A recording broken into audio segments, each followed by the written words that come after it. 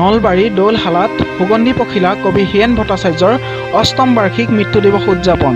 অসমৰ অন্যতম সাহিত্য সংস্কৃতি অনুষ্ঠান বীণা জনগোষ্ঠীৰ অসম উদ্যোগত নলবাৰী জিলাৰ দৌলশালাত সুগন্ধি পখিলাৰ কবি হীৰেণ ভট্টাচাৰ্যৰ অষ্টম বাৰ্ষিক মৃত্যু দিৱসত কবিগৰাকীক শ্ৰদ্ধাঞ্জলি জনোৱা হয়।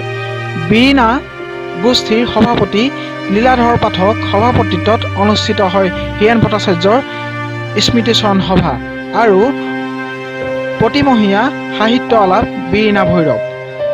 হীৰেণ ভট্টাচাৰ্যৰ প্ৰতিছবিৰ সন্মুখত বন্তি প্ৰজ্বলন কৰে নলবাৰী জিলাৰ সাহিত্য সভাৰ সম্পাদক পংকজ বৰুৱাই।